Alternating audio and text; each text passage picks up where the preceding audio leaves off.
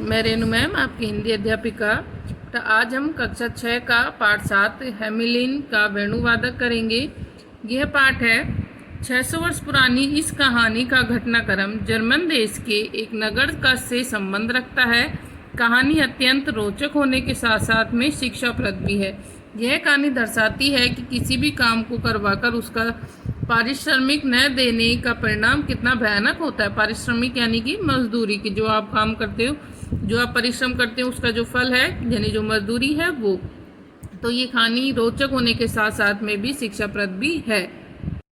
German देश में Wester नामक नदी के तट पर बसा है एक सुंदर नगर जिसका नाम है हैमिलिन। इस कहानी के घटनाक्रम इसी नगर में आज से लगभग 600 वर्ष पूर्व घटित हुआ था। इस नगर में चूहों की संख्या इतनी बढ़ गई थी कि नगरवासी आतंकित हो उठे थे। प्रत्येक घर में सैकड़ों की संख्या में चूहे मौजूद थे। घर में रखे हुए अनाज, दालों और तथा खाद्य पदार्थों को वो चट कर जाते थे। खा पीकर चूहे खूब मोटे ताजे हो गए थे तथा विश्राम हेतु कहीं भी लेट जाते थे, जैसे जूतों में, कपड़ों की जेबों में, बिछे हुए पलंग पर। तो यहाँ पर इस जगह की जो बताई है हैमिलिन की, कि यहाँ पर जो चूहों का आतंक इतना अधिक बढ़ गया था कि एक एक घर में सैकड़ों चूहे थे और वो कहीं पर भी खाने पीने का सारा सामान खा जाते थे और कहीं पर भी लेट जाते थे, यानी कपड़ों में, जूतों में कहीं पर भी घुस जाते थे।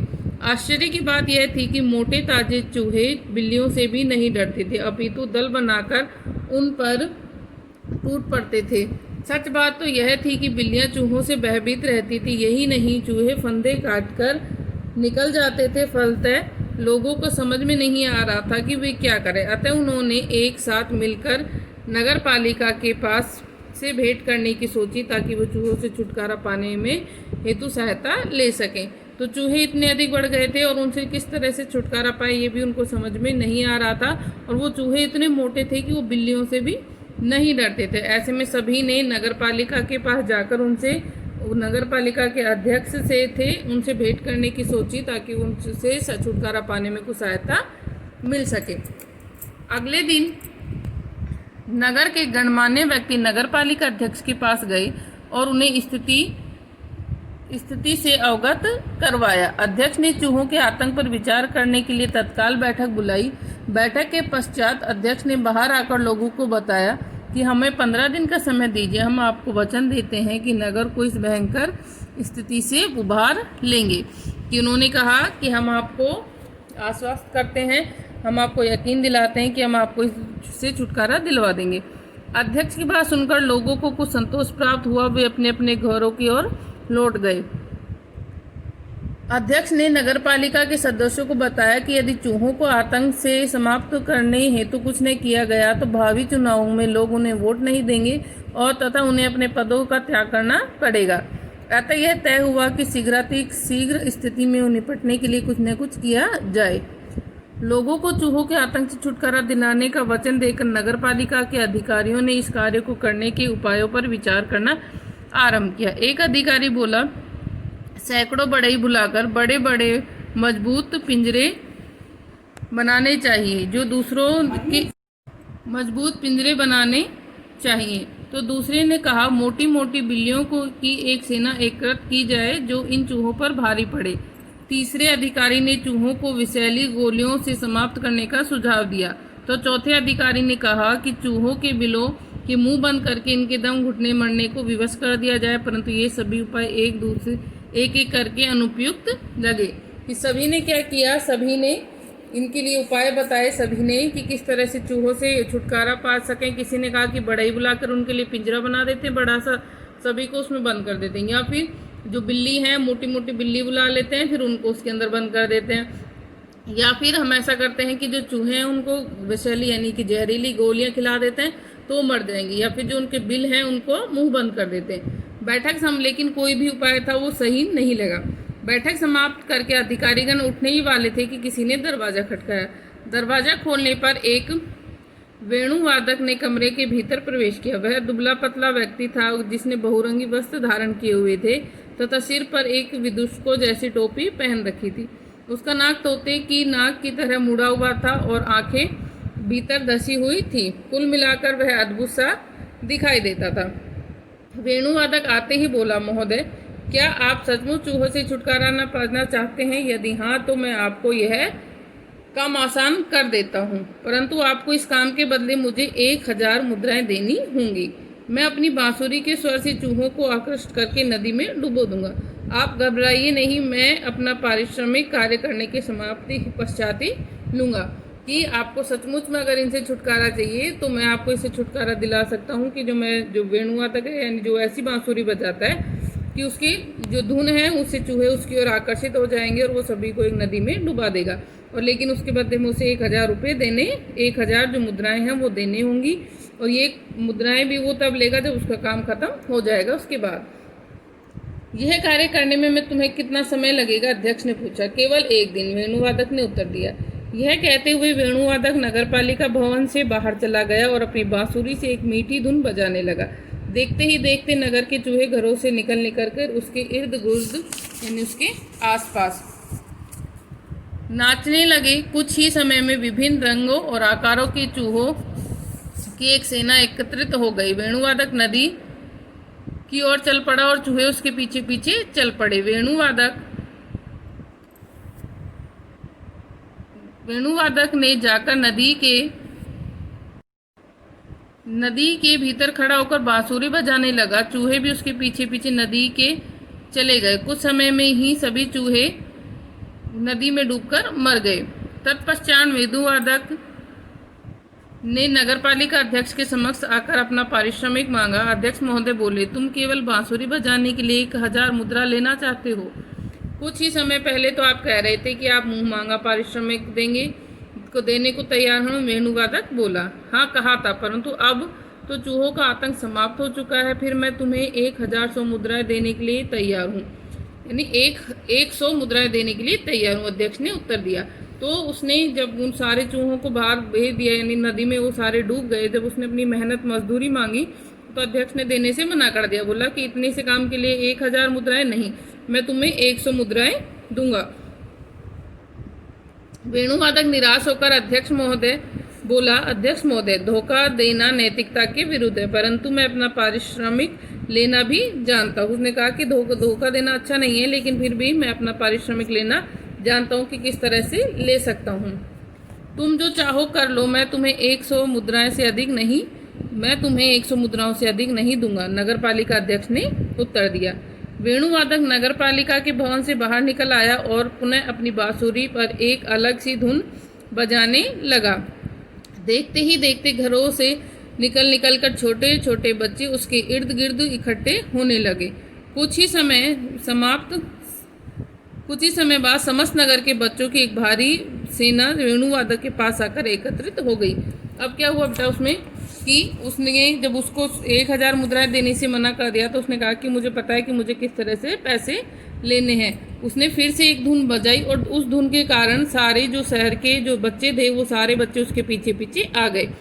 वेणुवादक एक निकटवर्ती पर्वत की ओर चलने लगा और बच्चे उछलते कूदते और नाचते हुए उसके पीछे पीछे चलने लगे। पर्वत के समीप पहुंचकर वेणुवादक ने पर्वत में बनी गुफा में प्रवेश कर लिया तथा बच्चे भी उसके पीछे पीछे उस गुफा के भीतर चले गए। केवल एक कमजोर बच्चा पीछे रह जाने के कारण बाहर रह गया, लेकिन एक बच्चा था जो कमजोर था, जो उनके साथ साथ में नहीं चल पाया, वो उस गुफा से बाहर रह गया।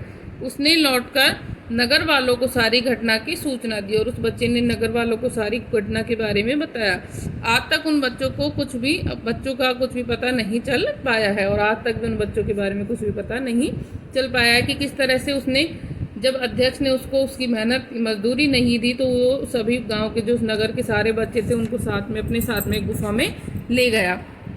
तो इसके शब्दार्थ हैं बेटा, पारिश्रमिक यानी मजदूरी, आतंकित, भयभीत, खाद्य, खाने की चीज़ें, गणमान्य, गिने चुने, विवश, मजबूर, अनुपयुक्त, अलाभकारी, वेणुवादक, बांसुरी बजाने वाला, प्रवेश, दाखिला, विदूषक, मस्खरा लगाने वाला, मुद्राएं, सिक्के, नैतिकता, नैतिक सिद्धांत, निकटवर्ती, समीपस्थ। तो आपको ये शब्दार्थ हैं जो नोटबुक में नोट करने और चैप्टर को रीड करना है। Thank you. Dear student, this is Vinita ma'am, teacher of science subject teaching in MLP International School, Rajpura. Student, this video is for class 6 and in this video we are going to do the chapter 11th exercise. As you know that we are revising our syllabus content. So in this chapter we will do, in this video we will do the exercise of 11th chapter. So let's start.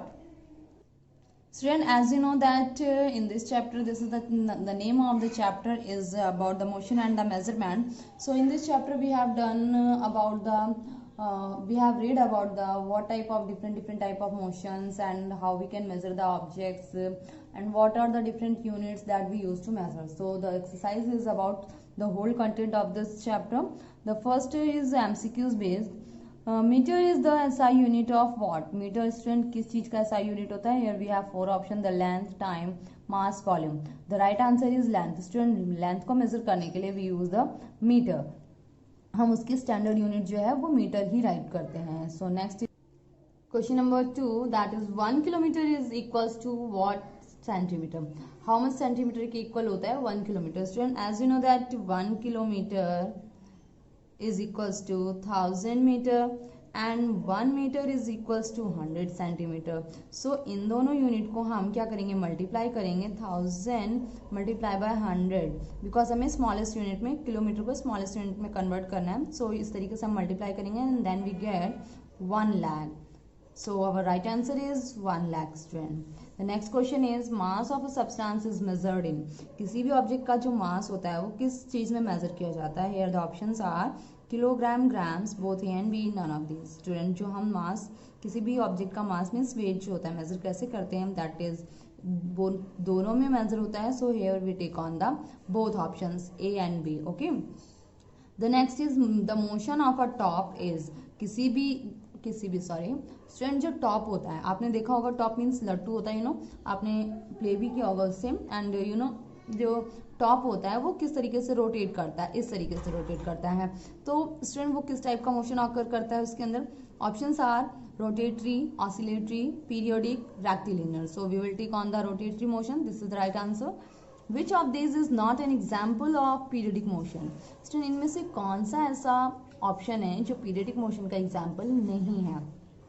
Options are student revolution of the earth, rotation of the earth, motion of a bicycle, the movement of a pendulum. Student see this all are, मतलब आपने देखा होगा इन सब में time जरूर required होता है. But periodic motion में क्या होता है स्टूडेंट? वो जो रेगुलर इंटरवल ऑफ टाइम पर हो. रेगुलर इंटरवल ऑफ टाइम पे आप कह सकते हो, देखो मोशन ऑफ अ बाइसाइकिल, ये क्या है कि सपोज दैट ये जो हमारा व्हील है, ये अगर यहाँ से रोटेट होकर के आगे तक जा रहा है तो इस जगह को, जो ये टायर की ये पोर्शन होगी, ये रोटेट होकर के वापस आने में सेम उतना ही डिस्टेंस, उतना ही टाइम लेगी.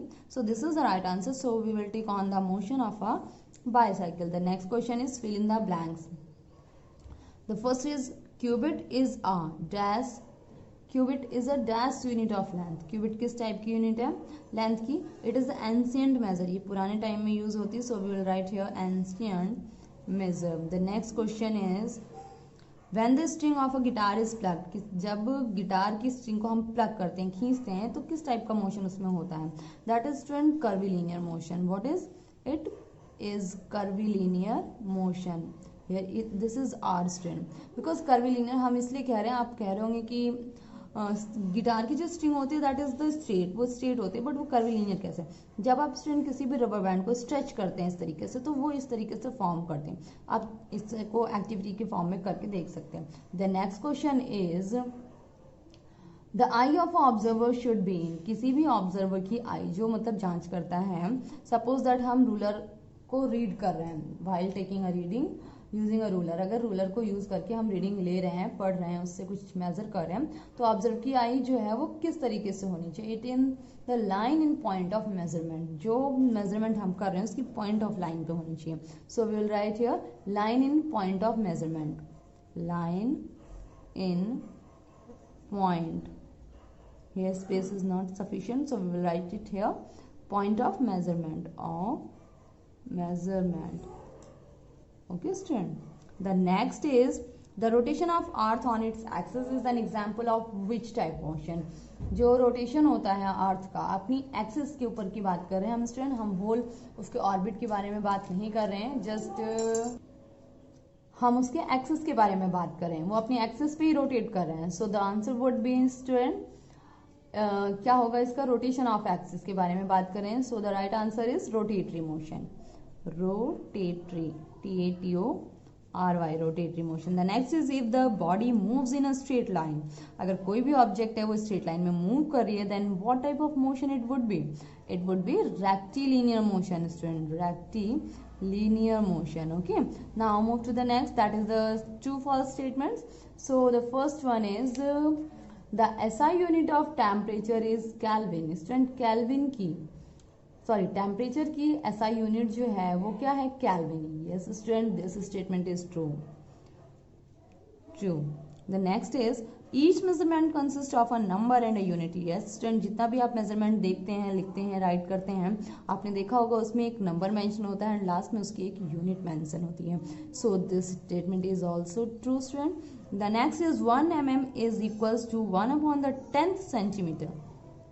यस स्टूडेंट, देखिए क्या होता है, 1 सेंटीमीटर जो है वो 1 metre is equals to 100 centimetre होता है. And we are talking about the 1 mm, तो 1 मिलीमीटर की बात कर रहे हैं, तो 1 सेंटीमीटर में 10 मिलीमीटर होते हैं. सो हम क्या करेंगे स्टूडेंट, आप इसको डिवाइड कर सकते हैं, बिकॉज हम सेंटीमीटर 1 सेंटीमीटर से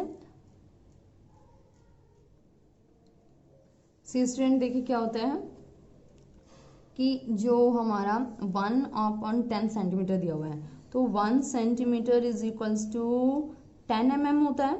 सो हमें क्या करना है, हमें 1 mm का फाइंड आउट करना है, देन हम इसको डिवाइड कर देंगे. सो आपका ये क्या हो जाएगा, यहाँ पे आपका 1 mm किसके इक्वल हो जाएगा? It would be equals to 1/10 centimetre. So this statement is true. Here we will write true. The next is the motion of a spinning top is rotational motion. Spinning top अभी भी मैंने आपको just few seconds early time में MCQs में हमने अभी discuss किया था that the top जो होता है वो rotational motion occur करता है. So this is also true student. The steam engine was invented by James Watt in 1769. Yes student, this statement is also true. James Watt ने ही steam engine का invention किया था and the year was 1769. Now move to the one word answer. The first is the motion of a body in a curved path. किसी भी object को अगर move किया जा रहा है और वो भी curved path में move हो रहा है, तो answer student क्या होगा इसका?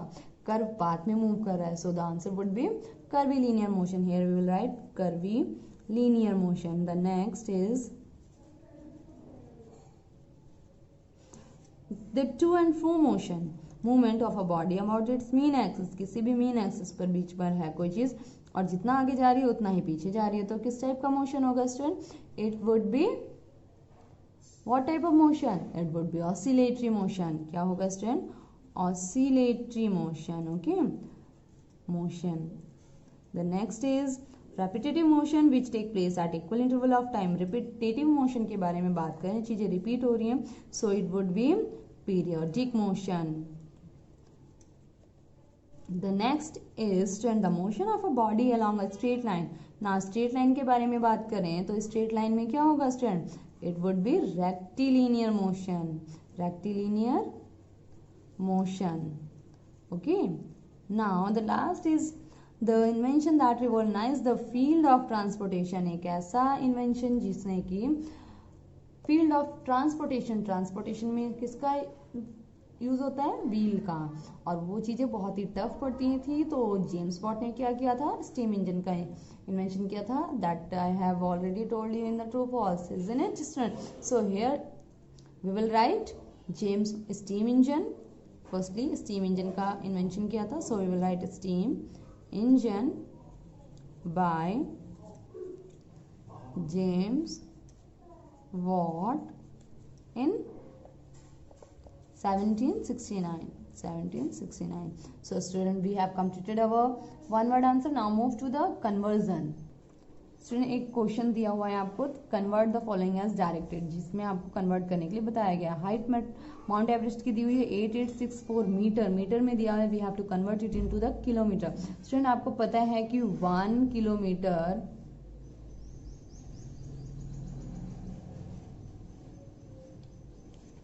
1 किलोमीटर इज स्टूडेंट किसकी इक्वल होता है 1000 मीटर के।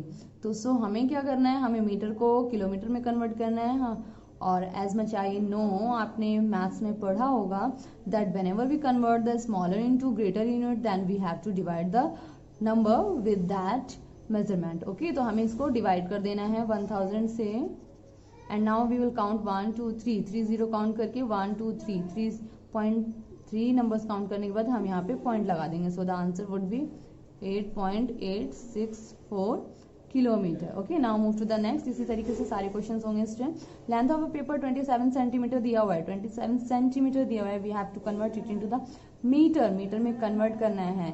फिर से स्मॉलर से ग्रेटर में जा रहे हैं, तो 1 metre is equals to 100 centimetre. So we will divide 27 by 100 से डिवाइड करेंगे। नाउ काउंट 1 2 2 0 है, 1 2 2 नंबर्स हैं, पॉइंट यहाँ पे लग जाएगा। The answer will be 0.27 metre. Okay, now move to the next question that is 11.2 kilometre में दिया हुआ है स्टूडेंट, इसको सेंटीमीटर में कन्वर्ट करना है। फर्स्टली हम 1 किलोमीटर में आपको पता है 1000 मीटर होते हैं एंड 1 मीटर में स्टूडेंट 100 सेंटीमीटर होते हैं। तो 1 किलोमीटर से जब हम किसी भी चीज को सेंटीमीटर में कन्वर्ट करेंगे तो हम इस दोनों यूनिट को मल्टीप्लाई करेंगे। So here we will multiply 1000 into 100, तो हमें क्या आंसर्स मिलेंगे 1 लाख सेंटीमीटर हो गया। देन हम इसको 1 लाख सेंटीमीटर से मल्टीप्लाई कर देंगे, 1,03,4,5, here we have mention 1 lakh. Now अब हम क्या लिखेंगे 1 1 2 1 2 3 4 5 5 0 1 2 3 4 5 0। ओके, अब यहाँ पे ये पॉइंट लग जाएगा, तो answer would B 1 1 2 4 times 0, 1 1 2 4 times 0। Okay, now 6400 kilometre में दिया हुआ है, मीटर में कन्वर्ट करना है। सो स्टूडेंट क्या करेंगे, इसको भी हम इसी तरीके से कन्वर्ट कर देंगे, मल्टीप्लाई बाय 1000। सो ये आपका 1000 से मल्टीप्लाई होने के बाद स्टूडेंट देखिए 6400 किलोमीटर से मीटर में कन्वर्ट, सॉरी ऑलरेडी यहाँ पे 2 0 और हैं, तो हम यहाँ पे ये मेंशन कर देंगे। तो ये आपका 64 लाख हो गया। ओके, नाउ इसी तरीके से इसको भी कन्वर्ट करेंगे। मीटर में दिया हुआ है स्टूडेंट, मिलीमीटर में कन्वर्ट करना है, तो मीटर से पहले सेंटीमीटर में किया एंड देन मिलीमीटर में, तो ये डिवाइड इससे हो रहा है। उसके बाद ये आपका आंसर आ जाएगा 0.6 millimetre. So student we have done our whole content of this exercise. Now revise it.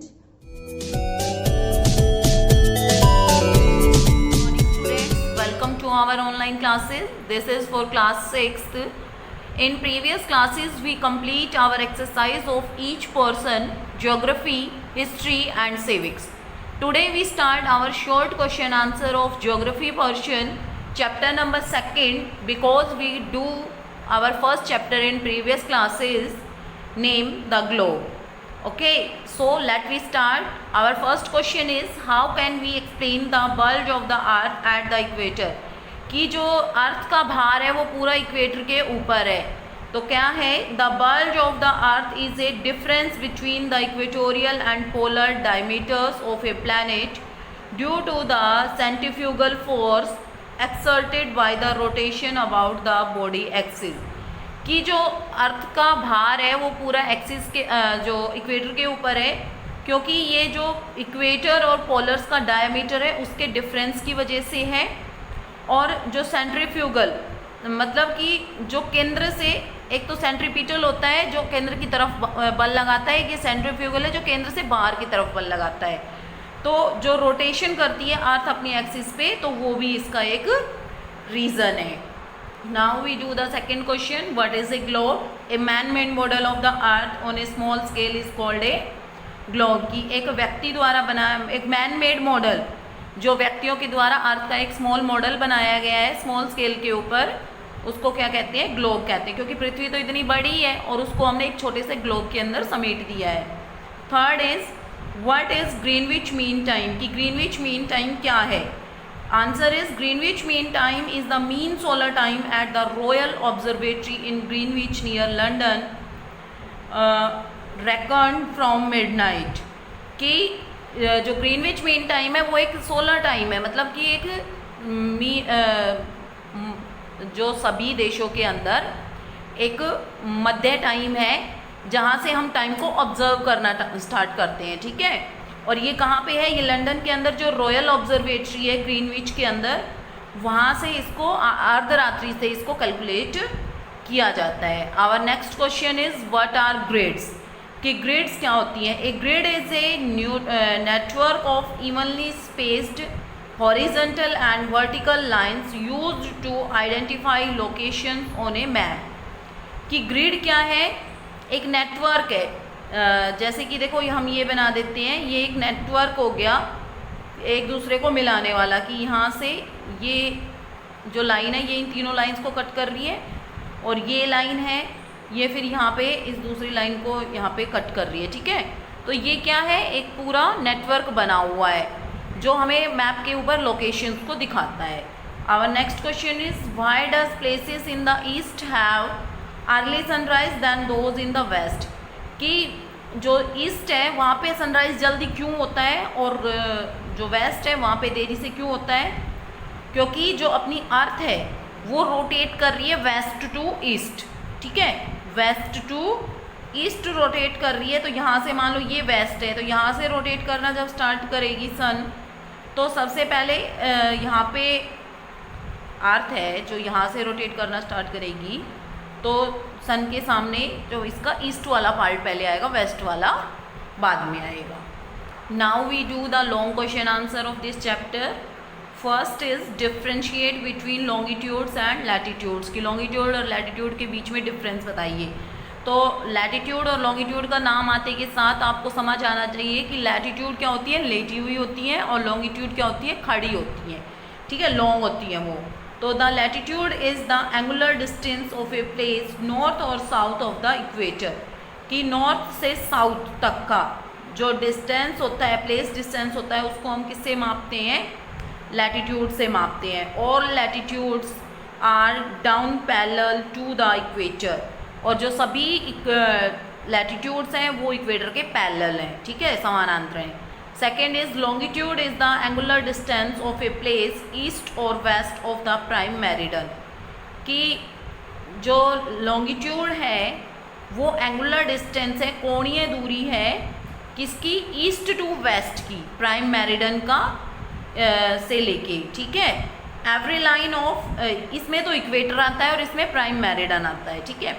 Every line of longitude must cross the equator Greenwich mean time, cross the equator, की एवरी जो line है longitude की वो equator को cross करती है। हम example देख लेते हैं कि इक्वेटर 0 डिग्री लैटिट्यूड है और जो ग्रीनविच मीन टाइम है वो 0 डिग्री लॉन्गिट्यूड है। इससे आगे फिर हम बाकी सारे लॉन्गिट्यूड्स मेज़र या लैटिट्यूड मेजर कर सकते हैं। Now our second question is what do you understand by local and standard time, कि आप लोकल और स्टैंडर्ड टाइम से क्या समझते हैं। तो local time, all places along a particular longitude have the same time, कि लोकल टाइम क्या होता है कि सभी स्थानों पे जो पर्टिकुलर लॉन्गिट्यूड होता है वहाँ पे सेम टाइम होता है। This is called the local time of the meridian, मतलब लोकल का मतलब होता है जो सभी जगह सेम हो, ठीक है, जैसे ग्रीनविच मीन टाइम है। Standard time refers to the fix time for the places falling in the same meridian, कि एक मेरिडियन के अंदर जो भी आते हैं, एक लॉन्गिट्यूड के ऊपर जितनी भी कंट्रीज़ आती हैं वहाँ पे सेम टाइम होता है, तो वो क्या होता है? स्टैंडर्ड टाइम होता है। जैसे इंडियन स्टैंडर्ड टाइम, भारत का मानक समय क्या है? अलग है, और लोकल टाइम जो सभी का सेम होता है, ठीक है। Now our next question is write a short note on the different heat zones of the earth, कि एक शॉर्ट नोट लिखिए विभिन्न हीट जोन्स के, जो अर्थ की विभिन्न हीट जोन्स हैं उनके ऊपर। तो फर्स्ट है there are 3 heat zones of the earth, कि अर्थ की 3 हीट जोन्स हैं। फर्स्ट है टॉरिड जोन, जिसको हॉट जोन भी बोलते हैं। It lies between the tropic of cancer and the tropic of Capricorn की ये ट्रॉपिक ऑफ कैंसर और ट्रॉपिक ऑफ कैप्रिकॉन के बीच में लाई करती है। सेकंड है टेम्परेट जोन, जिसको हम मॉडरेट जोन भी बोलते हैं। There are two temperate zones, two temperate zone है।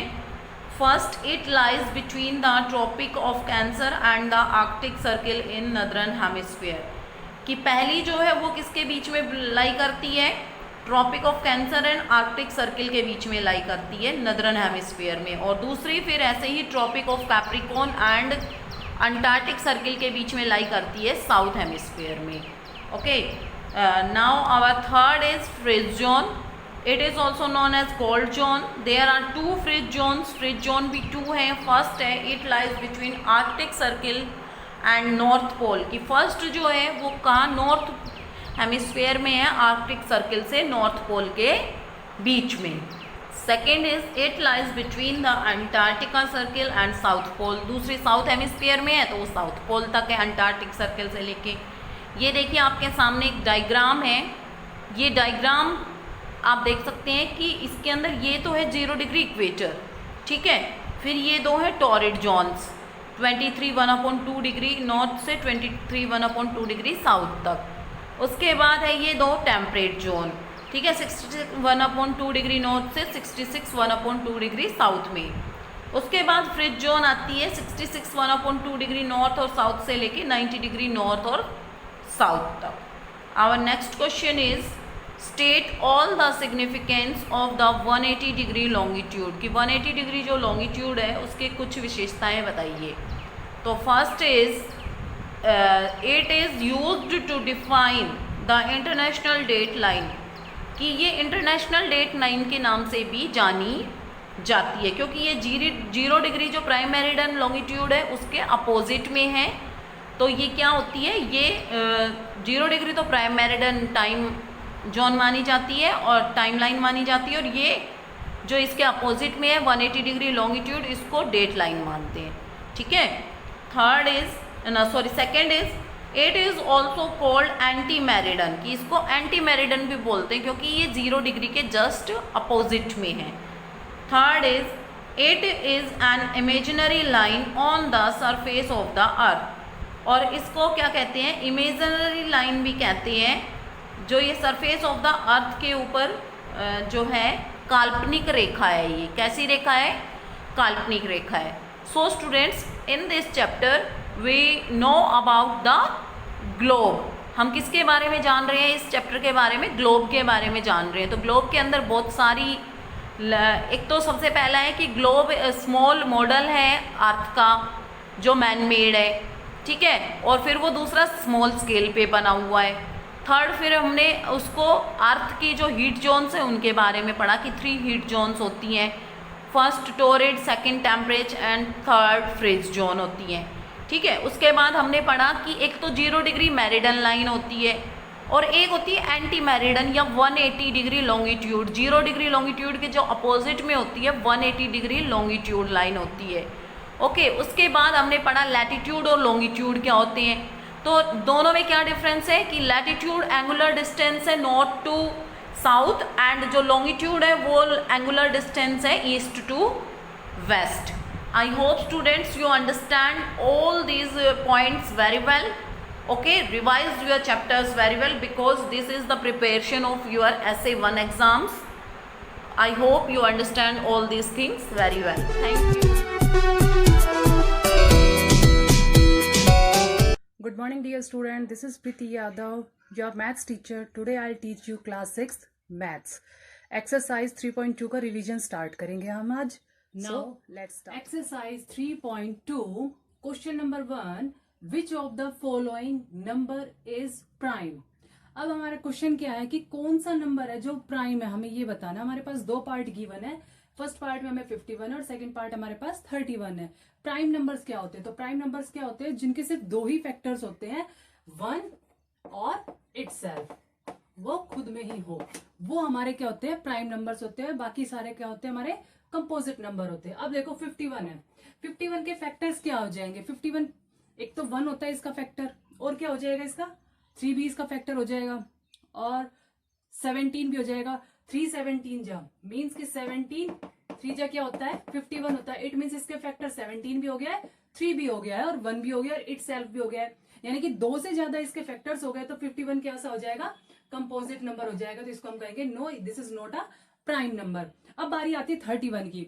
31 के फैक्टर्स क्या हो जाएंगे, 31 का 1 हो जाएगा, इसके बाद ये किसी के टेबल में नहीं आता है तो हम कहेंगे 31। तो सिर्फ इसके 2 ही फैक्टर, 1 और इट सेल्फ, ये अपने आप में ही फैक्टर है। तो yes 31 is a prime number. तो 31 को हम कहेंगे प्राइम नंबर है, 51 को हम बोलेंगे कंपोजिट नंबर है। Next question, right all prime numbers between 35 and 60। 35 और 60 के बीच में जितने भी प्राइम नंबर्स हैं हमें वो बताने हैं। अब मैंने बताया प्राइम नंबर्स को क्या होते हैं, जिनके सिर्फ 2 फैक्टर होते हैं, 1 और इट सेल्फ होते हैं, वो नंबर हमें चूज करने हैं। अब देखो 35 के बाद काउंटिंग पढ़ते 36। 36 कैसा नंबर है, कंपोजिट हो जाएगा क्योंकि 36 2 से डिवाइड होता है, ये तो सिंपल हमें पता ही है। तो इसके बाद नेक्स्ट नंबर आता है हमारा 37। क्या 37 के फैक्टर्स है, 37 सिर्फ 1 और अपने ही टेबल में आता है, तो 37 हो गया है। इसके बाद कौन सा नंबर आना चाहिए, 41 आ जाएगा हमारा, इसके भी 2 ही फैक्टर्स होते हैं। आफ्टर देन 43, इसके बाद आ जाएगा हमारे पास 47, देन 53 और इसके बाद आ जाएगा हमारा 59। 60 तो हमारा कंपोजिट हो जाएगा। तो बिटवीन में कौन से नंबर आ गए हमारे, 37, 41, 43, 47, 53 और 59। ये हमारे प्राइम नंबर्स है बिटवीन 35 एंड 60 के बीच में, ये सारे हमारे प्राइम नंबर्स है। And the next question is which of the following number is composite. अब इस क्वेश्चन में हमें क्या बताना है कि कंपोजिट नंबर क्या है, कौन सा इनमें से कंपोजिट है, 21 है 29, हमें ये चेक करना है।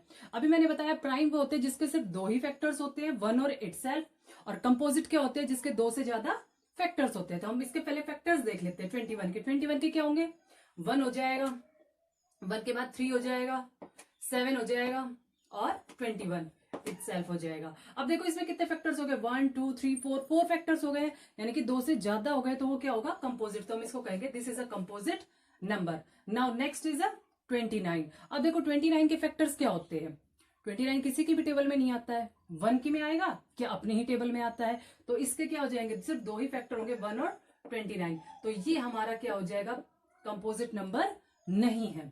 21 is a composite number and 29 is a prime number है, ये कंपोजिट नहीं है। नेक्स्ट क्वेश्चन, चूज द को प्राइम नंबर। अब हमें इसमें चूज करना है कि कौन से को प्राइम नंबर है। 2 क्वेश्चन हमें दिए हुए, इसमें ए और बी पार्ट हमारे पास 2 है, इनमें से को प्राइम कौन सा है। को प्राइम नंबर्स पहले पढ़ लेते हैं क्या होते हैं। को प्राइम नंबर वो होते हैं वो दोनों नंबर जिनके बीच का जो एचसीएफ होता है, जिनका एचसीएफ क्या हो, हमेशा 1 आए, यानी कि ग्रेटेस्ट कॉमन डिवाइजर या हाईएस्ट कॉमन फैक्टर जो है वो 1 होना चाहिए। अब देखो 9 और 10 है, इनके बीच में कॉमन फैक्टर क्या होगा, दोनों के बीच में कॉमन फैक्टर क्या आएगा, 1, यानी कि इन दोनों का एचसीएफ क्या आ जाएगा, 1। तो हम कहेंगे दे आर को प्राइम नंबर्स, तो इसलिए ये दोनों क्या है, को प्राइम नंबर्स है। अब इसके बाद नेक्स्ट पार्ट है हमारे पास 8 और 10, इन दोनों के बीच में क्या आ जाएगा हमारे पास, 8 और 10 है, इनके बीच में कॉमन फैक्टर क्या आ जाएगा, 2 भी आ जाएगा हमारे पास, और 1 2 बस 2 ही है, 2 आ जाएंगे इनके कॉमन फैक्टर, तो ये क्या हो जाएगा, ये को प्राइम नंबर नहीं होंगे, इनके बीच में कॉमन फैक्टर आ गया। इन दोनों का तो एचसीएफ क्या आ गया था, 10 आ गया था, और इसका ज्यादा आ गया। तो नेक्स्ट क्वेश्चन है हमारा, express the following as the sum of 2 prime numbers.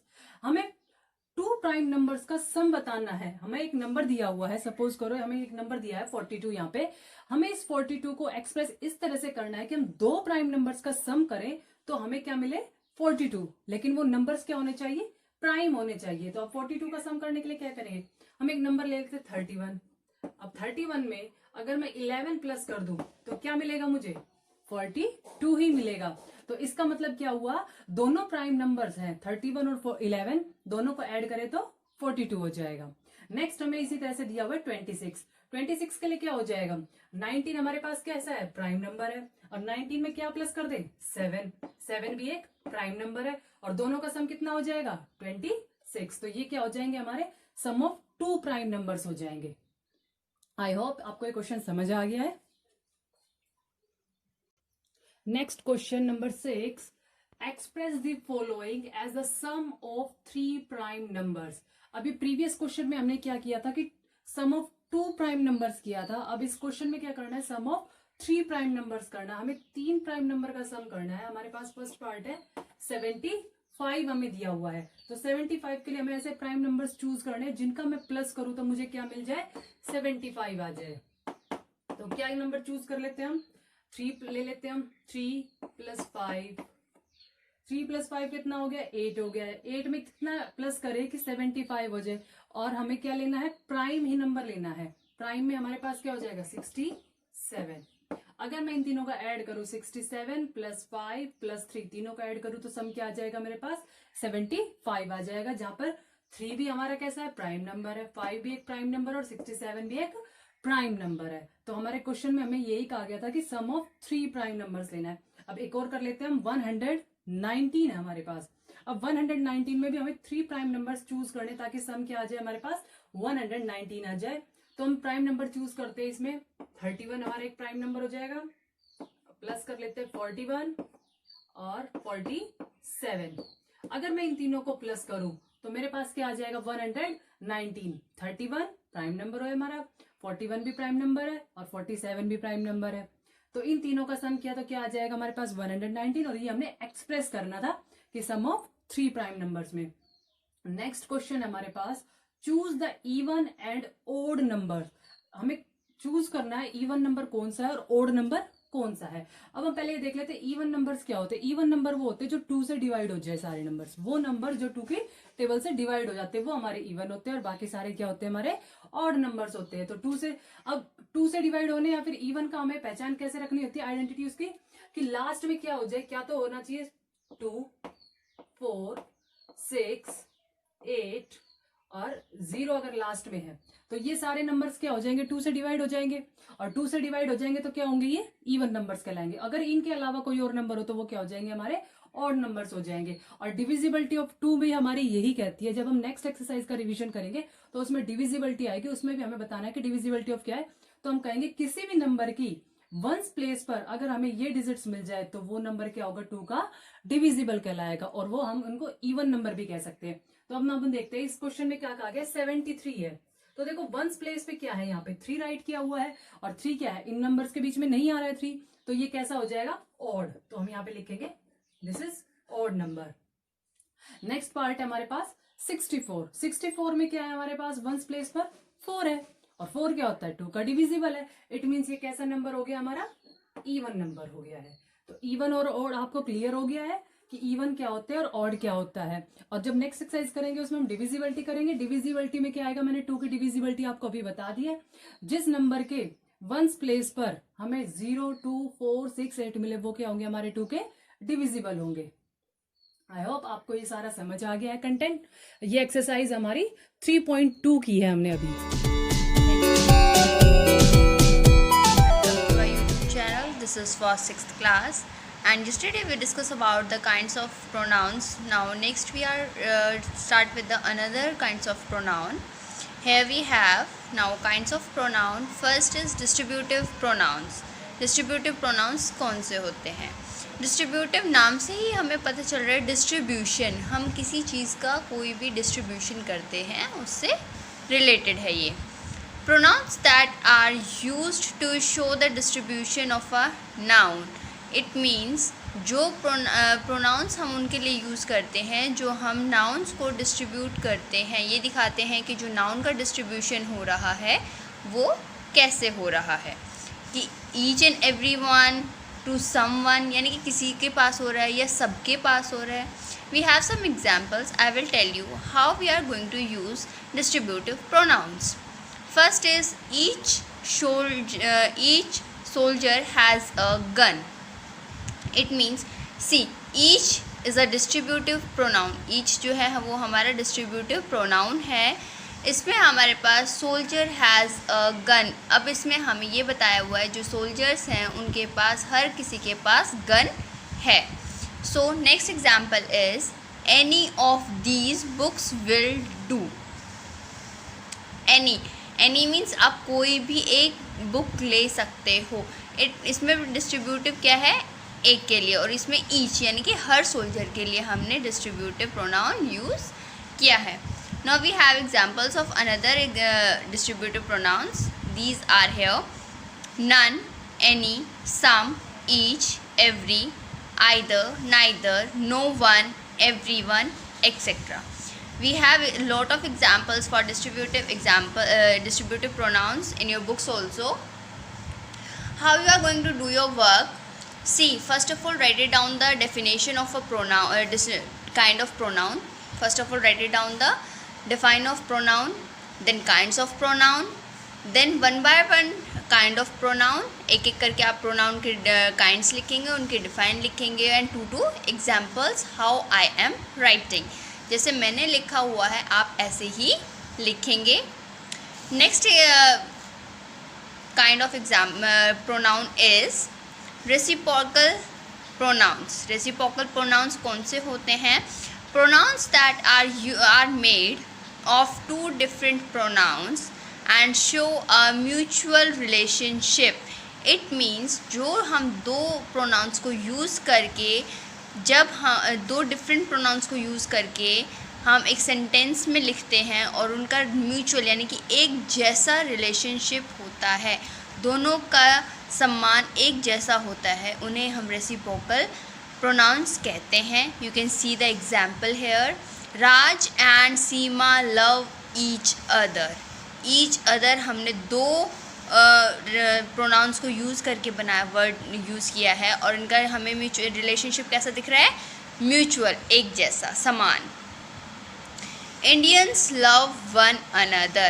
One another is also a reciprocal pronouns. So use some pronouns like this which have a mutual relationship. Next we have reflexive pronouns. Reflexive pronouns कौन से होते हैं? Reflexive pronouns are that show the effect of work upon the subject. जो हम काम करते हैं, जो भी हम वर्क करते हैं, उसका इफ़ेक्ट सीधा किसके ऊपर पड़ेगा? सब्जेक्ट के ऊपर. उसे हम रिफ्लेक्सिव प्रोनाउंस कहते हैं. Example for example we enjoyed ourselves. जो हमने यहाँ पे आर सेल्फ यूज़ किया है, this is reflexive pronoun. At the end we are using reflexive pronouns. Why? Because on the basis of subject we are using reflexive pronouns. You see the define also. Pronouns that show the effect of work upon the subject. We क्या होता है? Plural, यानी कि हम अपने लिए use कर रहे हैं. So enjoyed ourselves is also used on the basis of subject. We के साथ हम ourself यूज़ करेंगे, यानी कि हमारे लिए.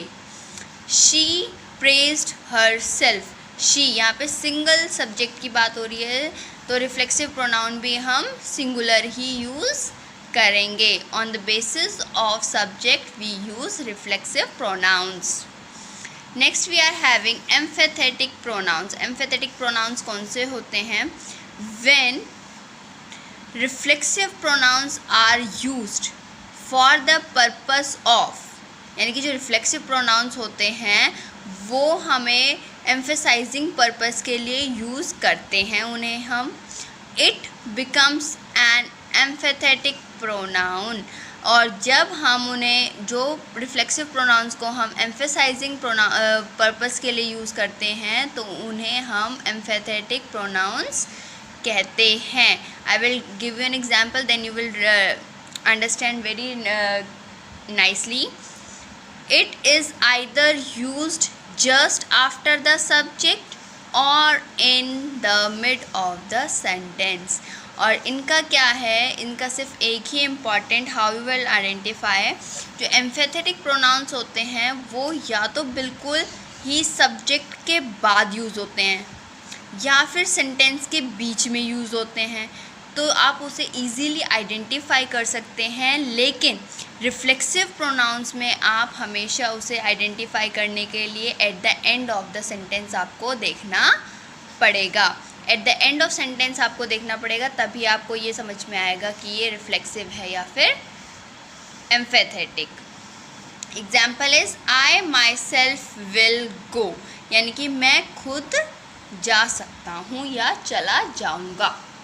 So here we have examples of this. So students, do first of all write it down the define, and then write it down 2 examples of every kind of pronouns in your notebook. This is your today's work. Do it yourself. Thank you everyone.